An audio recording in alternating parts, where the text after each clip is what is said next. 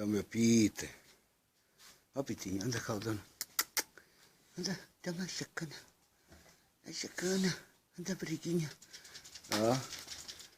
Olha só para isto. Este é o Brad. Quem gosta de animais até faz lareiras. Isto é a lareira dos meus animais. Resolvi hoje pôr aqui uma lareira para os aquecer. Anda, Pita. Este gosta pouco de lume. Que o Brad gosta mais, está aqui quentinho. Não é, Brad?